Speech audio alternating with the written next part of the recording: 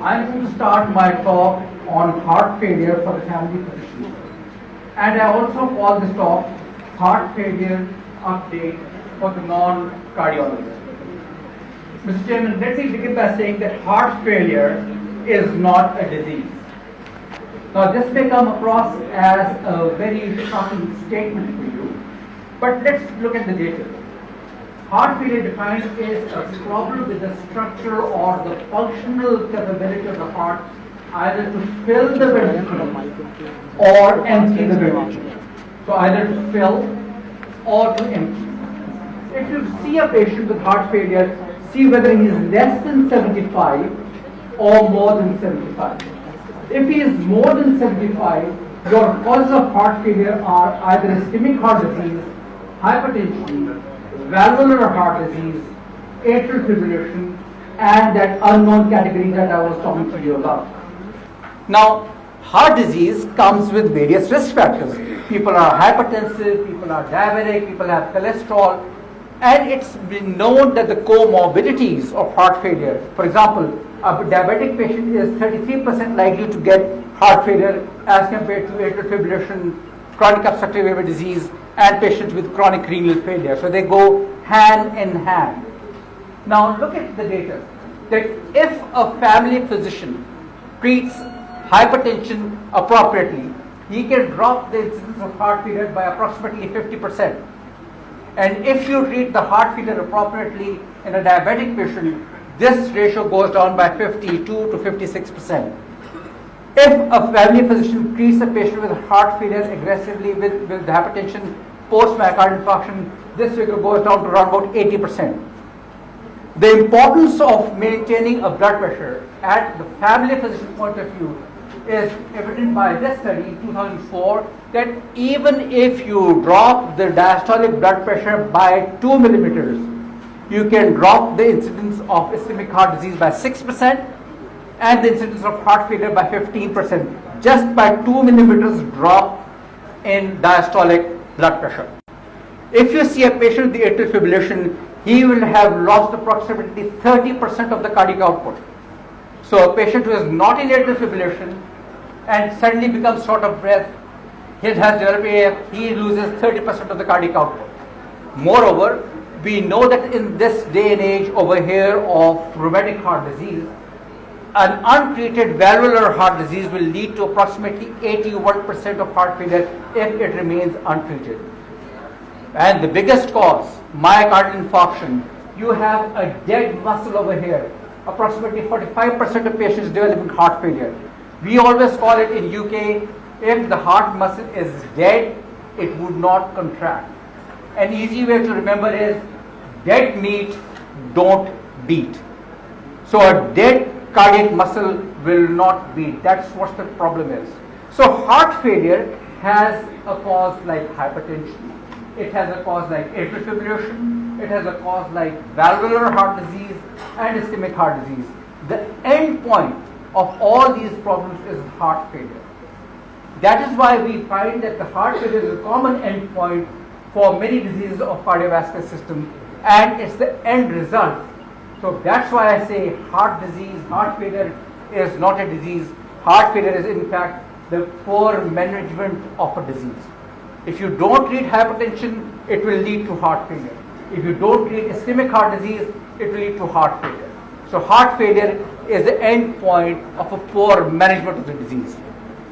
The incidence of the heart failure increases with age, and as you become a bit elderly, both male and females are more likely to succumb to heart failure. Same is the case with the prevalence at any one point of heart disease, of heart failure, that we feel the elderly patient population are more than likely to develop this problem.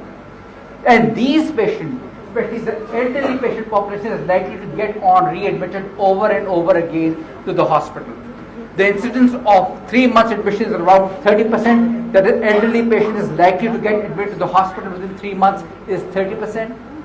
At 5 months, this figure goes up to 50%, and an elderly patient is likely to have been readmitted to the hospital within 12 months at 70%. This is how important age is a factor to it. Now over here is a trajectory of heart failure disease.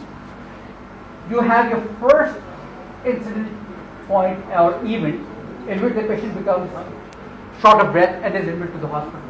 The patient gets discharged, and here is where the family physician comes in.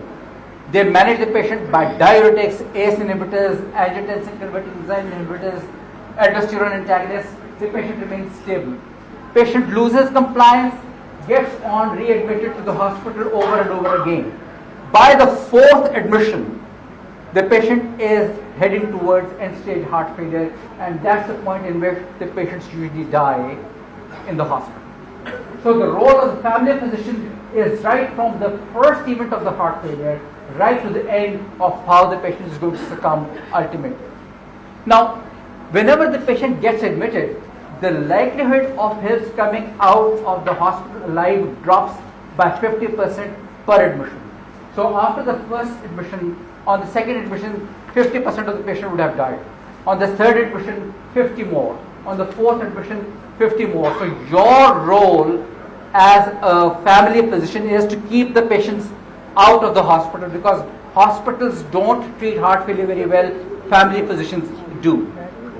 The prognosis of heart failure in UK is bad, as all over the world. And you find that the mean survival is 3 years from the diagnosis. So today, if somebody is found to have heart failure, within 3 years, he is going to succumb to end-stage cardiac failure. And that is why the guidelines that we're going to go through about are going to be very effective. Now, heart failure comes by many names, etc. And now we're going to show you how things have evolved in the nomenclature, how the diseases are being managed now, and what's the latest in heart failure management, especially in the community. We find people say this left and right heart failure, forward and backward failure, systolic diastolic failure, high output, low output failure, chronic or acute failure. But the bottom line is that the patient is breathless. It doesn't matter whether it's valve, whether it's ischemic heart disease, whether it's hypertension. The bottom line is the patient is always breathless. Now, the patient starts his journey from being normal to being asymptomatic and ultimately having refractory heart failure. But how do I know what your patient has? So what you do is that you write to me that, dear doctor, I think this patient has heart failure.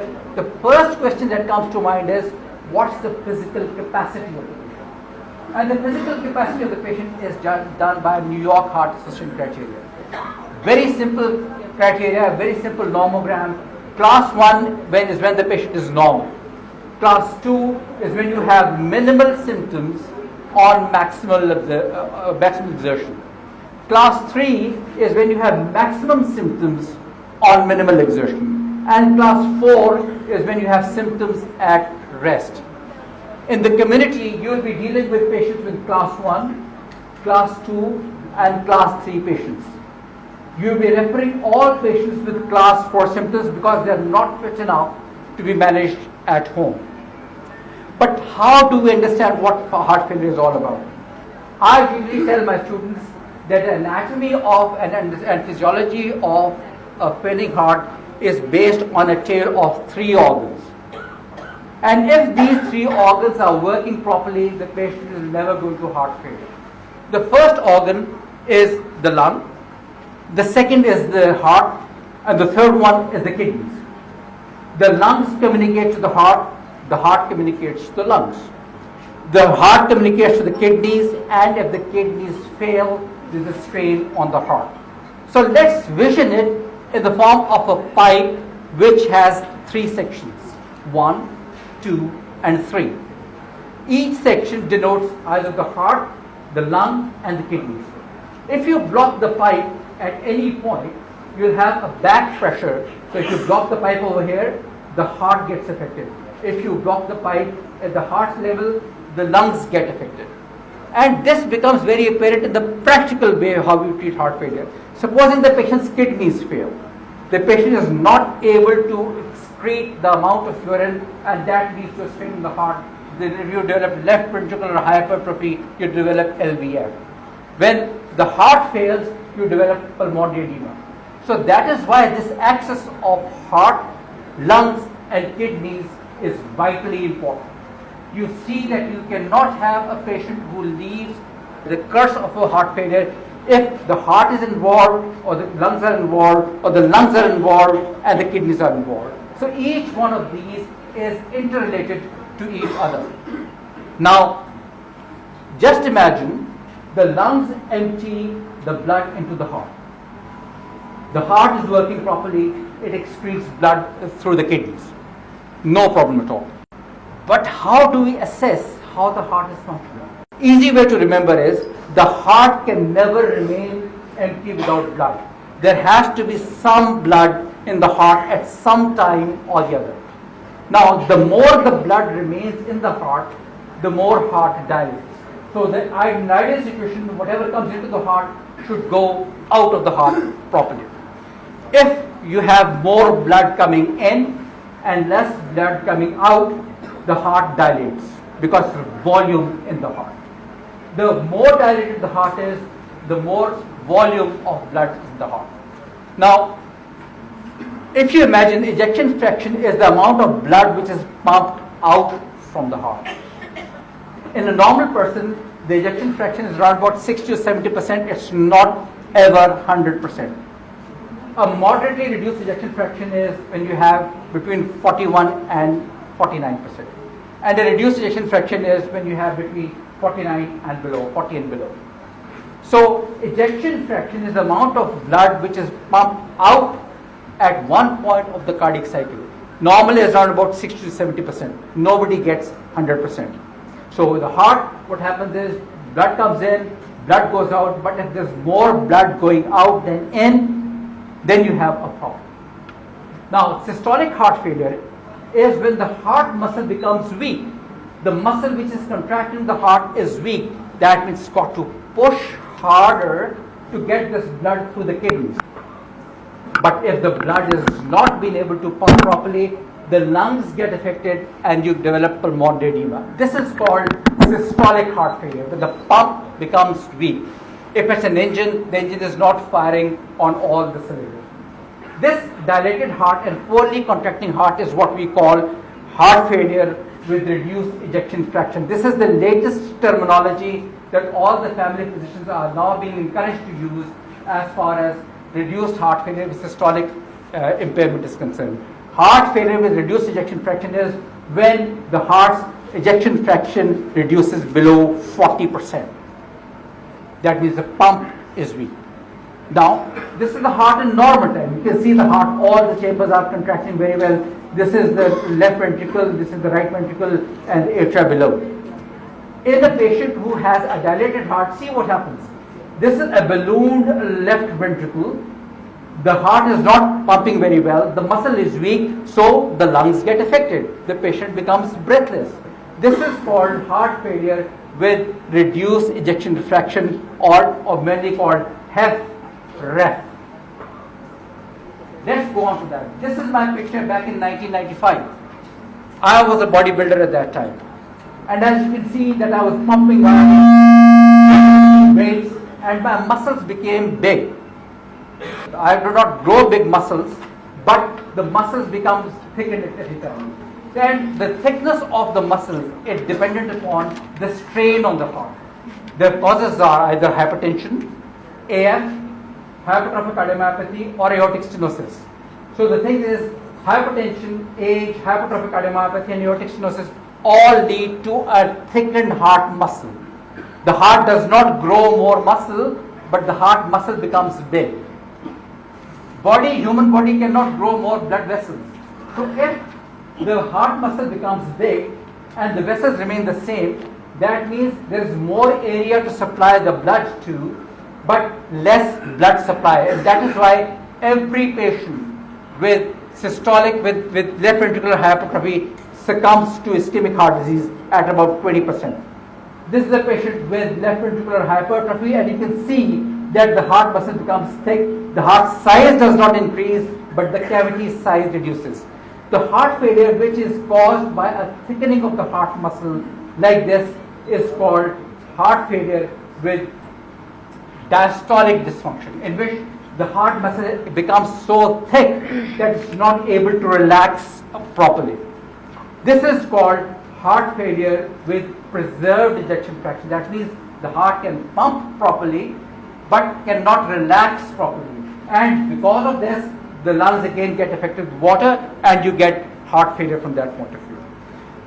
The difference between hypertrophy heart is that your heart muscle is thickened as compared to the normal cardiac chambers.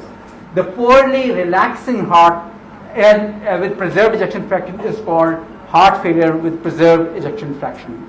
This is compared to the heart failure with reduced ejection fraction, and this is heart failure with preserved ejection fraction. The outcome is exactly the same, that you, from a dilated heart to a diastolic dysfunction, the management changes dramatically. The management changes because the heart failure problem is more of volume overload over here, and over here more of a pressure overload. Over here you need to control the patient's blood pressure. Over here you need to control the patient's volume. The three patterns of heart failure are very well seen. This is a normal status. This is heart failure with systolic impairment. This is heart failure with diastolic impairment. Now we know that ischemic heart disease and all these chambers cause these problems. Now, remember I told you this was the situation about 5 years back. At 27% of the heart failure was caused by unknown causes. Now it's called, this is because of heart failure with preserved ejection fraction. This was previously not known, and the treatment of this is not very clear either. The diagnosis and the prognosis of heart failure with preserved ejection fraction is as similar to that of systolic heart failure. Again, more in the elderly than in the younger patient population. It's more seen in the patients who are elderly. It is mostly seen in older women with hypertension and AF. So hypertensive elderly lady whose heart ejection fraction is normal, don't think that she may not have heart failure. She may have heart failure with preserved ejection fraction. And in fact, most of the people with HFpEF, which is heart failure with preserved ejection fraction, have a normal ejection fraction or near normal ejection fraction. That is why you need to be careful about this thing. And whatever the incidence all over the world, it's now considered to be 50% of all heart failure cases throughout the world. The outcome is similar. In fact, the outcome is worse at times because you cannot realize what type of heart failure it is. The heart failure with reduced ejection fraction is when you have ejection fraction less than 40%. When you have preserved ejection fraction, it's around about 50%. And moderately reduced ejection fraction, it is around about 40 to 49%. These are more than likely to be diagnosed on the basis of ejection fraction, elevated BNP, and one of the causes on the echo that we see are either left ventricular hypertrophy or left atrial enlargement. That is again a domain of the non-cardiologist. The heart failure with preserved ejection fraction has many associations, including atrial fibrillation, obesity, psychiatric problems. So it's a rather conglomerate of causes rather than one specific cause. That is why we need to, when we are comparing heart failure with reduced ejection fractions to heart failure with preserved ejection fractions, the things which are common is aging, obesity, and elevated BNP. So don't send the patient away if the ejection fraction is normal but has signs of heart failure. The patient may have heart failure with preserved ejection fraction. This is a normal profile, elderly female, obese, sedentary lifestyle, and these are possible causes of HFpEF. These patients die of two things: sudden cardiac death and non-cardiovascular problems, because the heart failure with preserved ejection fractions cannot be diagnosed very easily. If a patient gets myocardial infarction, left ventricular hypertrophy, he can either develop a failing heart or with reduced ejection fraction, or a failing heart because the heart does not relax properly. All of these lead ultimately to cardiovascular death. The reduction of mortality has not changed, be it heart failure with reduced ejection fraction or heart failure with preserved ejection fraction. But how do you diagnose it? The diagnosis is based clinically, without any problems, on either the major criteria or the minor criteria. The major criteria are over here. You have to have two major or one minor criteria to diagnose heart failure. As far as investigations are concerned, every patient must have blood tests done. Without these, people are not seen in the heart failure clinics at all. You have to have ECG, chest X-ray, echo, and a BNP. Very simply put, the heart failure patient cannot tolerate a very fast heart rate. The heart failure cannot tolerate a very slow heart rate. The classical signs of heart failure, which you shall be going through in a little while by my colleagues, are seen by the bat swing appearances that you see on the ECG, which is an ominous sign that the patient mortality is around about 80% in the hospital. Then you have to look at the echo itself. The normal heart, which is now a dilated heart, and the difference between either dilated heart or left ventricular hypertrophy is seen.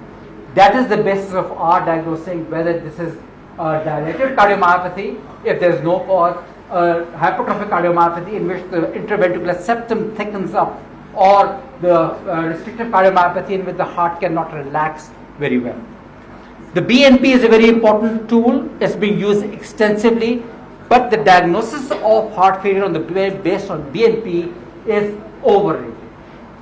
The BNP is not the only isomer which is released. You have ANP released by the stretch of the atria. You have BNP which is released by the stretch of the ventricle, and you have a CNP which is released by the stretch of the carotid artery, carotid bodies.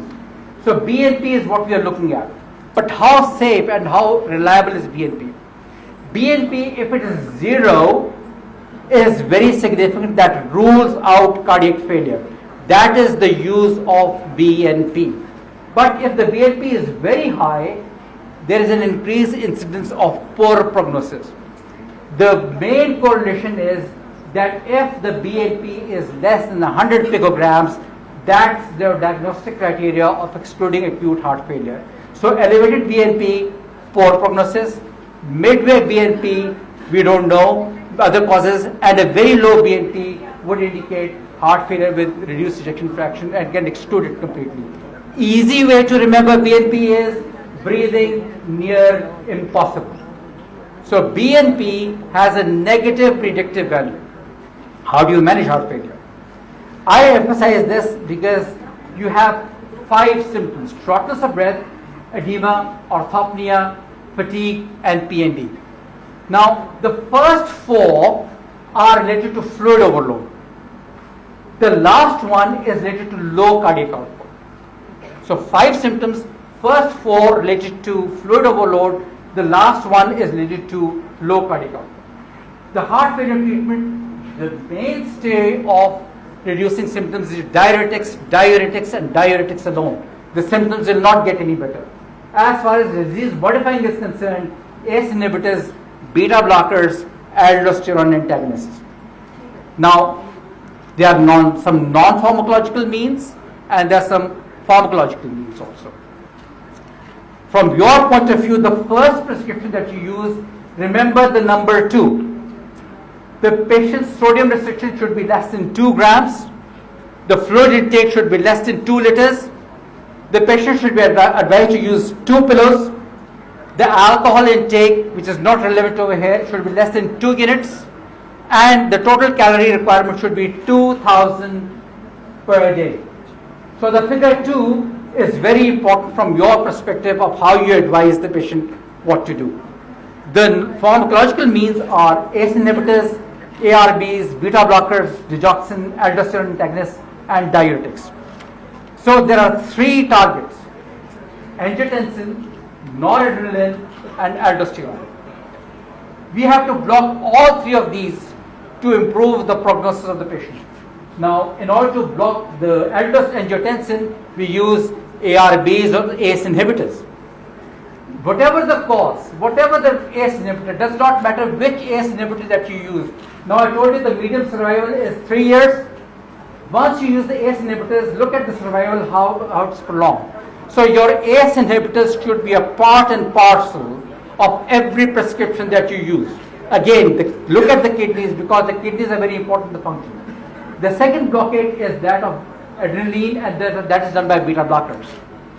But why should we use beta blockers when the patient has heart failure? Now, in order to understand that, I'll just give you a small analogy.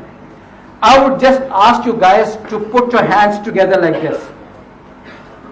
Your left hand, your right hand is your heart muscle.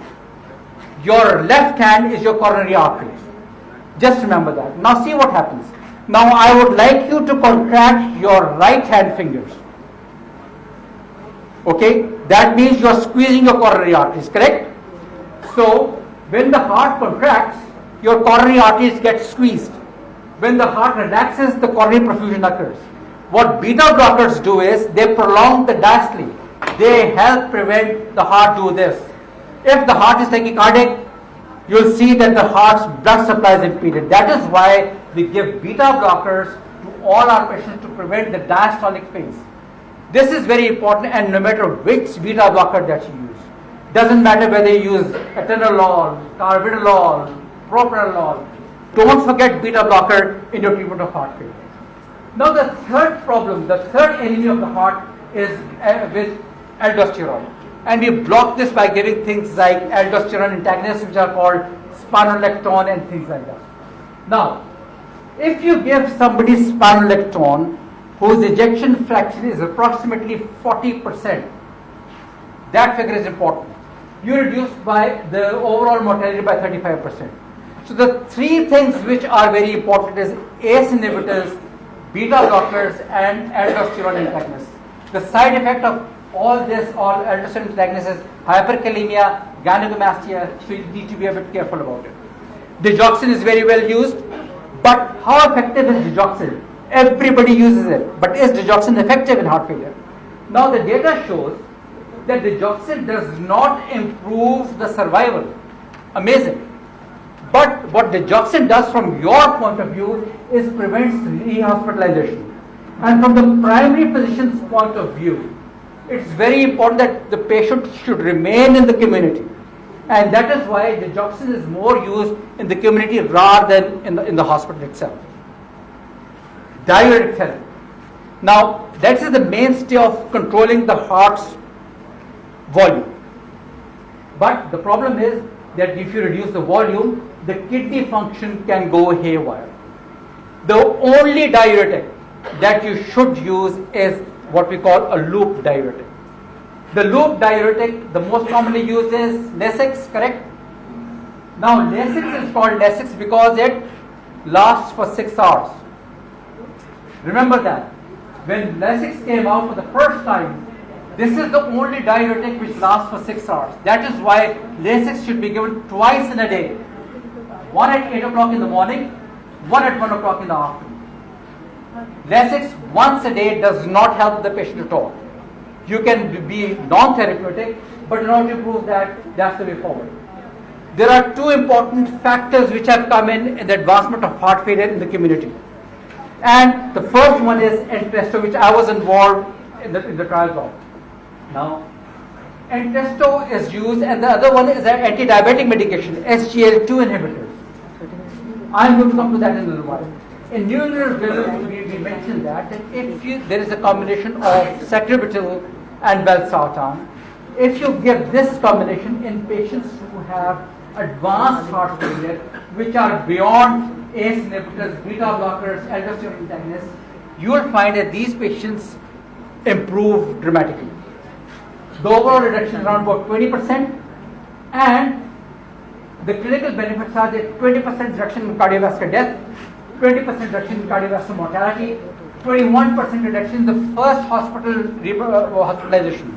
So what you are doing is preventing the patient to come in the hospital, because every time the patient comes in, the likelihood of his going out alive are reduced by 50%. So this is very important. This is a very expensive drug still, but all phases, all symptoms of heart failure seem to be very well affected with it. People are very happy. Diabetes has a comorbidity of around about 33% of developing heart failure in some way or the other. SGLT2 inhibitors is a new class of anti-diabetics which I think is being used over here a lot. The only anti-diabetic medication to date which is useful in the determination of improvement in cardiovascular death in heart failure is SGLT2 inhibitors. They not only reduce heart failure of cardiac death, heart failure admission after the additional admission, and other causes too. So if the patient is diabetic and has heart failure, rely on SGLT2 inhibitors. So what to do and when?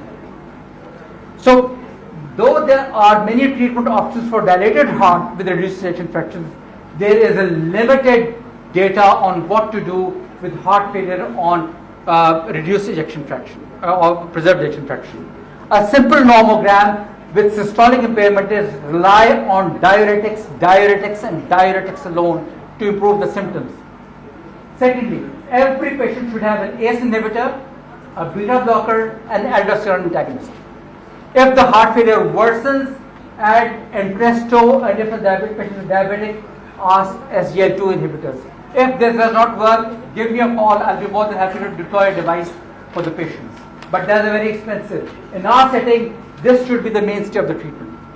If you have heart failure with preserved ejection fraction, in which the patient's heart is not dilated, you have to rely on treating the hypertension, slow down the ventricle so that perfusion occurs, treat the congestion, prevent ischemia, restore the patient in sinus rhythm, and use beta blockers to help slow the heart rate down.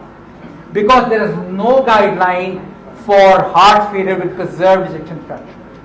And this is the mainstay right now of identification of these patients.